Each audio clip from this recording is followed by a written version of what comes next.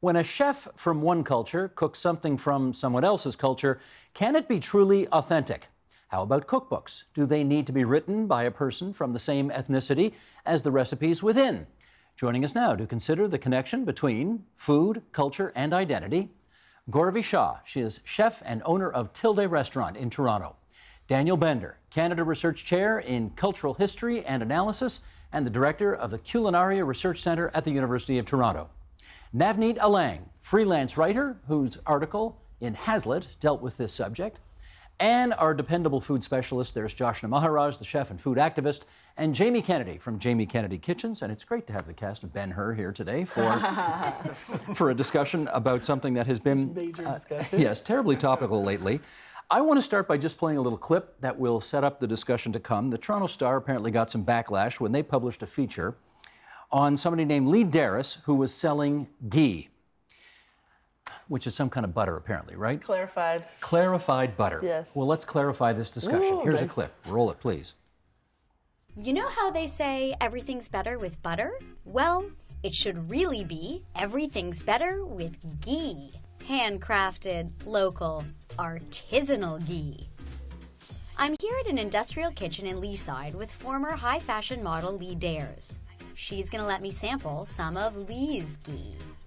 Ghee is a time-honored staple of Indian cuisine. Lee fell in love with it while traveling and studying in India. Lee's ghee is kind of a catchy name. I think we'd all agree. Question is, Lee is not South Asian. So do we have an issue here? Let's go around. Jamie, please, get us started. No, I don't think we have an issue. No issue with this at all? No. We're living in Canada. We have the world in our country. I think that it's kind of a two-tiered thing, though, Steve, because you've got authentic replication, let's say, of traditional cultures in cooking. I think there's a strong argument for preserving that. But I also feel, as someone who has no tradition, that I'm experimenting from many traditions and creating something unique through that. And that's a movement that's happening in Canada. And all Lee over should be Canada. allowed to do that too. Yeah. Okay, Joshna? I have to be honest, I didn't love it. You didn't love it? I didn't love it. But if I'm being fully fair, it's the Indian person inside of me had more distaste for it than the chef and food person inside of me, right? Because I have a hard time with my own negative response to it because there's just so many things. It's this tiny little bottle. Any Indian house has at least a liter of ghee in it that we've made ourselves and not charging nearly as much as she was charging for this bottle of ghee. And I saw it and instantly was like, that's too far. So you That's feel bad about it, but you feel a little guilty about feeling bad about it. Yeah, because it's not a fair and applicable argument, right? Okay. I feel it's just the brown person inside of me's nose is a little out of joint, but I kind of get where I don't know that we can close the door on this because, as Jamie said, this is where we live. Chef Shah? Well, she's being respectful of it. She's not furthering any sort of offensive stereotypes. So if she was enterprising enough to start it, I don't see anything wrong with it. Daniel?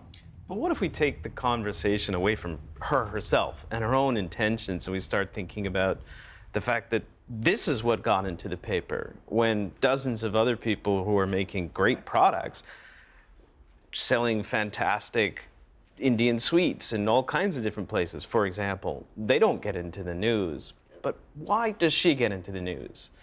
Why does this become artisan? Who gets to be called an artisan and who's just cooking traditional food? That's a question of journalism, though, and journalistic choices, isn't it? As opposed to whether she ought to or ought not to make this? Well, I think it's not necessarily a question of either, really, if I may. Yeah. I think it's partly a question of what gets into the attention.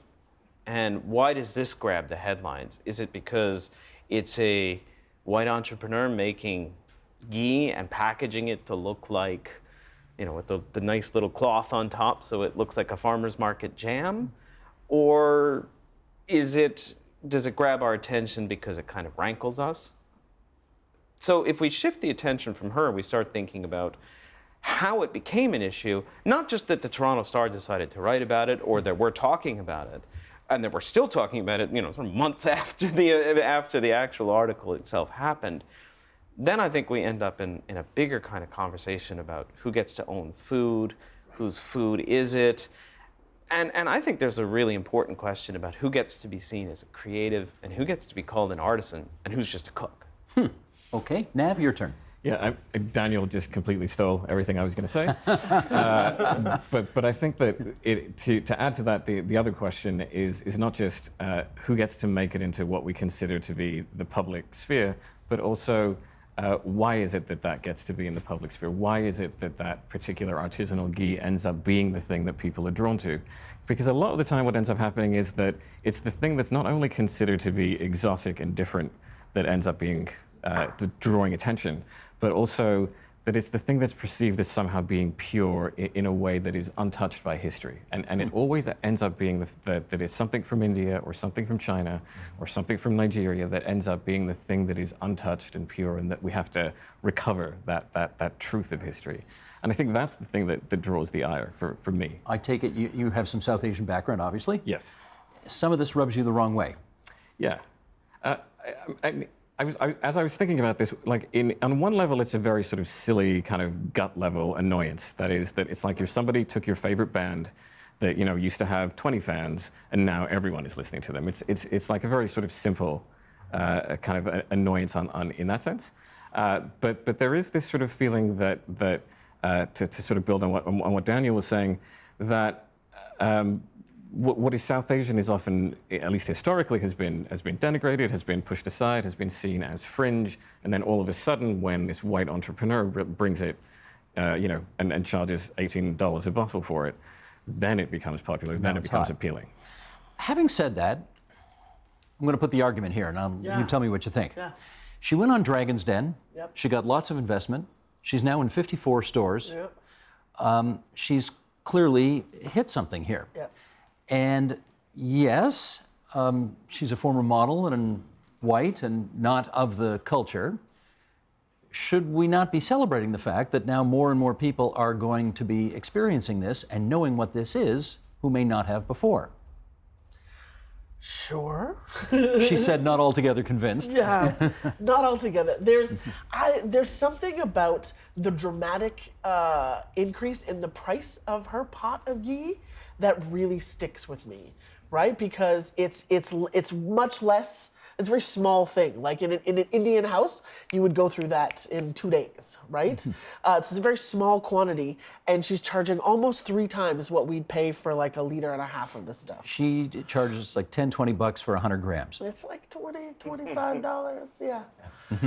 It's like 220 mils of the stuff, right? And I think that when it's something that actually in the Indian kitchen is a staple ingredient, the presentation that we see from this other version makes it this really kind of fetishized artisanal thing that is really very far away. It's a distance away from the original purpose of it. And that's just what seems weird. The idea that you're getting less for more money in a once removed kind of delivery from somebody who's not of the culture.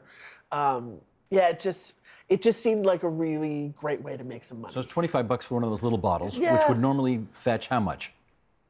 Oh, 7, that 8? would be not even. Not even that much. A bottle like this. Bottles, that's They wouldn't even sell it. The minimum size bottle is at least 1.5 liters, right? So this is way too cutesy by half It's for way you. too cutesy. Yeah, Gotcha. way and. Okay, what's your background? I'm Indian. Okay, you have a background in this, and this is rubbing you the wrong way, and you have a background in this, and it's rubbing you the wrong way, and you have a background in this, and you're fine with it. No, but I did have the first knee-jerk reaction, as they do as well. It was very similar, saying, oh, how can they like take my culture and change it and make it all cool all of a sudden?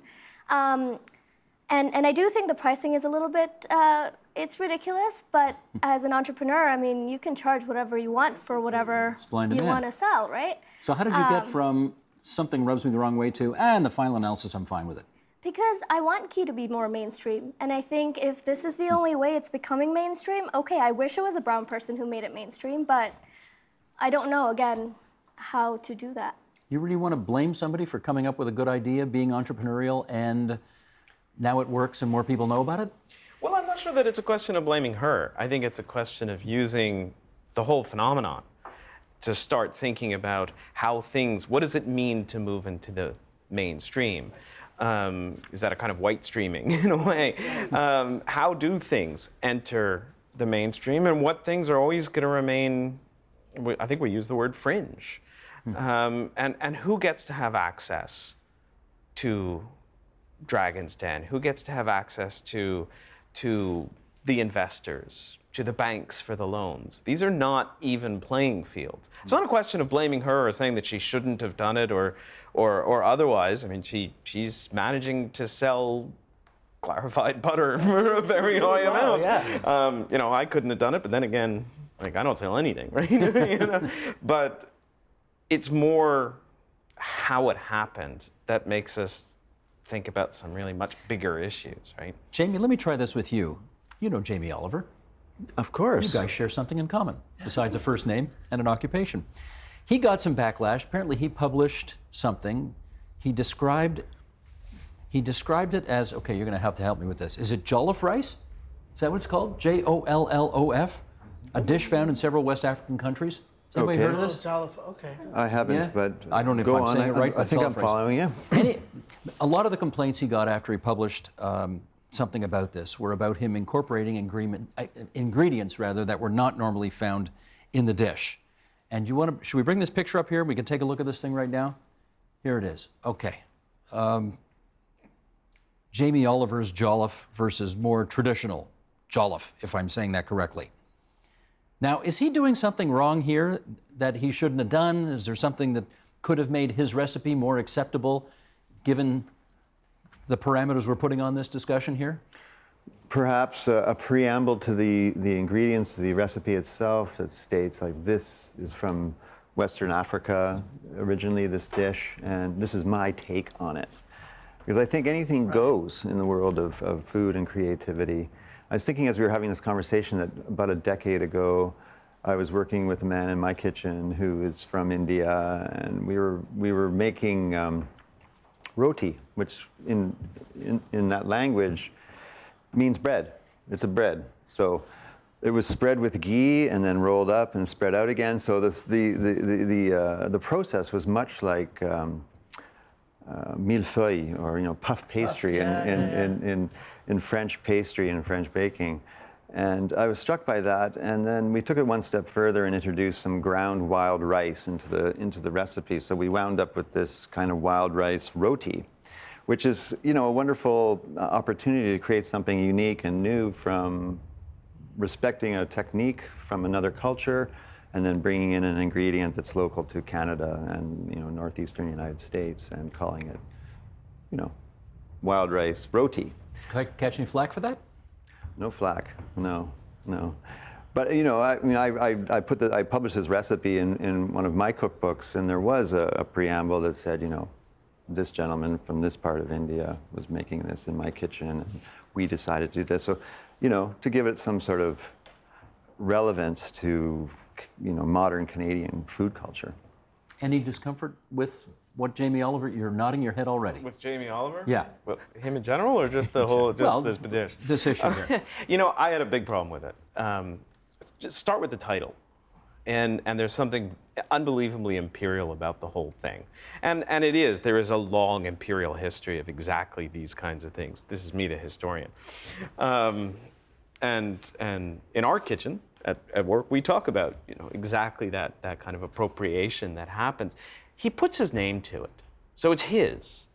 But if you read the preamble that he does have, he sets up a whole set of binaries that just made me shiver, frankly. That it's, the way he describes it is, people make this dish by just bunging stuff into the pot, which I understand that that's Jamie's little cute thing that he does.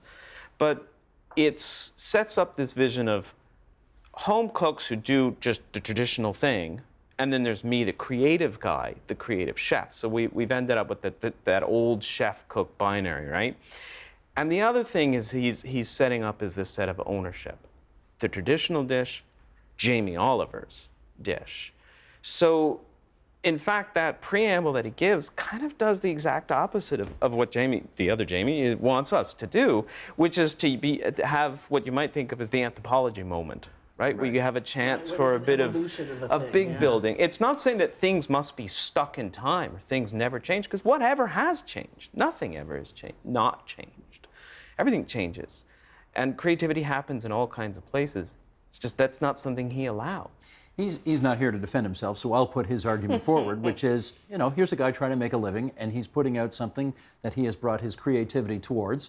Nobody's gotten killed here, and, you know, more people will know about this as a result of his weighing in on it than otherwise. What's wrong with that?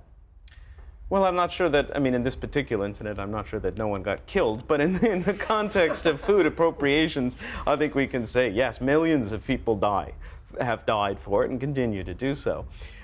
That's not to blame Jamie Oliver for all of the history of the British Empire, but I think we can say that there's ways to do this, and I think we can come up with all kinds of great examples. And I really like the way in which Jamie here was talking about it. That Nav, kind of what's the sharing. solution out of this?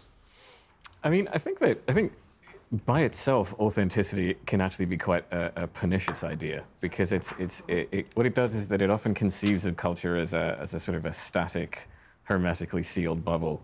And if we say that you know we can't sort of mess with the things that are authentic, we're saying that we can't change culture. We can't, you know, as Jamie's saying, we can't experiment and be creative. I think that what changes the things slightly though is context, which is that if there were not a history of predominantly a Western majority taking things from, you know, their sort of colonies or countries that they've invaded or cultures that they feel superior to, and then not only taking those things but profiting from them, then I think that, you know, this kind of experimentation would be fine. It's the historical context in which it happens that I think not only draws people's ire, but it reproduces that historical context. Well, let's do a little different example here, shall we? Gorvy, tell us about your restaurant. Yeah, so, sorry. It's a taco restaurant. I do not claim the tacos are authentic in any way. I try to just respect the vehicle of a taco and put my take on it. And yeah, I am Indian, but I don't really know how to cook Indian food very well. And you know how to cook tacos? Yes. So you're making tacos at your restaurant? Yes. And very well, from what I hear. I hope so. Popular restaurant. Yeah. How long you been at it? 2 years. What did you used to do for a living? I was a nuclear engineer. I'm just going to let that sit in the ether for a second. Eh? You're a nuclear engineer Yeah. who left that line of work to open a restaurant that sells tacos. Yeah, it was a childhood It's so dream, good. I thought Welcome. It was a childhood dream. It's not unusual to get resumes like that. It's not at all. Was there, your family background is Indian, as you said. Was there ever a moment when you thought, I really should, if I want to open a restaurant that serves Indian food? A lot of people told me I should. A lot of people just assumed when I'm opening a restaurant, I would open an Indian one. But yeah, I'm not very good at cooking Indian food, and I am trying to make a business here, so I'm not going to sell Indian food just for the sake of selling Indian food. Do you have people ever at the restaurant come up to you when they realize who's cooking their food saying, wait a second, you're not Hispanic at all? Yeah, it happens a lot, but majority of the response has been positive to that. They're saying, oh, so you must have learned a lot about it, because some people who've traveled do see some elements of authenticity in the food that I make.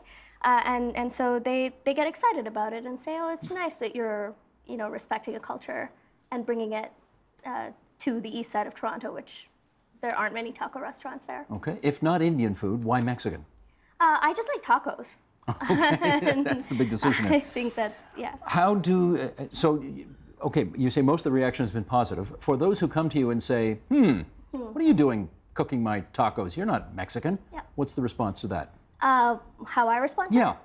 I say, well, I am really sorry if I'm offending anything to do with your culture, but that is not the intention whatsoever. I just, you know, I really love that part of Mexican culture, and so I wanted to do something with it myself. Intent. She has no intent to offend. Surely that counts for something, doesn't it? It counts for a lot, and in the words matter a great deal. It's also interesting to think that, you know, tacos themselves come from long histories of hybrid encounters. Tacos al pastor that you can find, well, the place right across the street from you guys has started selling tacos al pastor. That's a dish that comes to Mexico from Middle Eastern immigrants. So So suddenly you're saying Mexicans maybe can't claim 100% authorship of tacos. Well, there's a difference between worrying about representations of cuisines and laying claim to it, saying this is ours, it always has been ours, as if the world was at one point 15 different cuisines that have never interacted, and it's only in the last 20 years that we've started interacting. There's the case of the tacos al pastores. It's kind of like your restaurant, but a long time ago.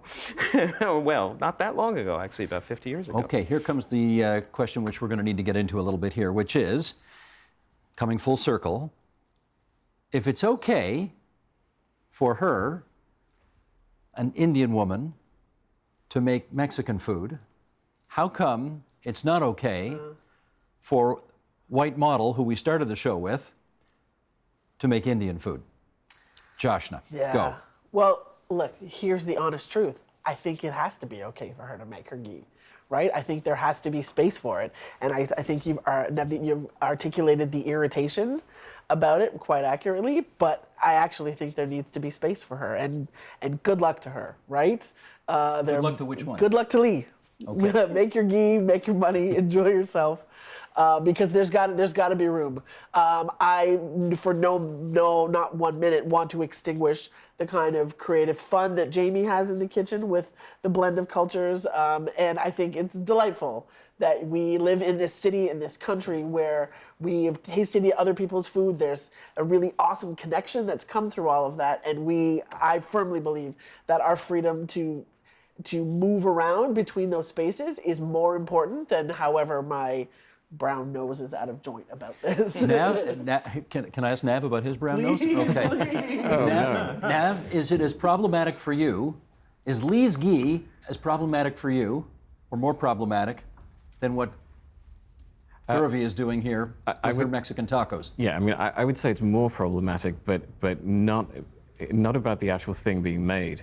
It's about what makes it into public discourse, which is to say that.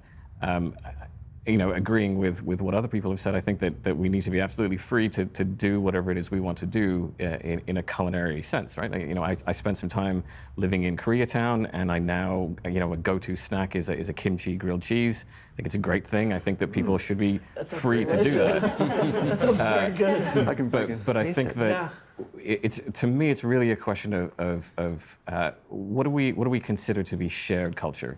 What do we consider to be Canadian culture, and why is it that something has to come from, unfortunately, usually a white interlocutor in order to then become popular, to become accepted, to become mainstream? Who gets to decide that? I think I'm biased as part of the media, but I really think that this is a question of media representation. It's a question of, like, to get back to that old trope about, when you have diverse media, you don't run into this problem as much because something like a ghee wouldn't be as exotic or mysterious if you had some South Asian people in a newsroom. And so I really think that this is a question of how food, cuisine, and culture get represented in media more so than what people are allowed to do. I think people need to be allowed to do, whatever they want. Jamie, I think there's another angle on this, which is authenticity. And people care a great deal, maybe more than ever, because of all the BS surrounding us in so many different sectors of our world now. People care so much about authenticity. I think it helped explain Donald Trump. Despite all of his problems, there's something authentic about that guy. Well, then there's the taco bowl, but This is what I was going to get to. Do you have an authenticity issue with Gurvi here? I don't. I'm all for authenticity, Steve. I think this is the point at which these are the points that we can jump off and create something which is more mixed. As I said earlier, I'm not tradition bound in my cooking. So my grandmother isn't looking down at me and saying, no, you can't make that pasta that way because in the village we made it this way and you can't diverge from that. No one's saying that to me. I have a lot of respect for my antecedents, and that's why the mason jar became such an icon of my brand, because this was something that we needed to do in Southern Ontario to get through the winter. We needed to preserve food. So, it's a cultural statement. It's also food. That's okay. So I can grasp onto that. But aside from examples like that, it's really a wide open playing field for me. And in the case of, I mean, hearing the discussion around the white issue, I think as time goes on, there's fewer and fewer white people that are making all the decisions or most of the decisions. That the newsroom has become more populated with a diverse population, especially here in Canada, you know. And so I think a lot of those kinds of concerns will eventually disappear. Don't you agree, Daniel? I mean, yeah. Well, I mean, that's a very hopeful way of putting it. I mean, I think the problem that I have with the notion that you have unauthentic food is that means that you have there's two possible opposites. One is inauthentic food, and we could talk about that. That's maybe where we put Donald Trump's taco bowl, which I think we probably all have a problem with, and not just the man eating it. But the other side of that is the creative, right? So there's the food that's typically we associate, as you say, with grandmothers and mothers, and we don't let them be creative. And then there's the food that's the creative things that we do to authenticity. And that raises some really complex questions about gender, about family, about capital, and the difference between chefs and cooks, right? All over again. The way you've put this forward, though, boy, I'm going to go way out on a limb here at the risk of getting everybody upset with me here, but, and again, I'm bringing it back to Donald Trump. Donald Trump's victory is in part the revenge of people who are sick and tired of people telling them what they're supposed to feel or what power they're supposed to or not supposed to have, or, you know, all of the other difficulties that they're having in life right now. They're poor white people in the Appalachians, some of them, who have had it, right? Who have had it, if I may say, with people like you telling them that what they're feeling or what they're trying to do is somehow wrong or inauthentic. How do you want to push back on that? Well, let's talk about the taco bowl. I mean, that's really where I'd go to as a food studies scholar. Why were we appalled by that action?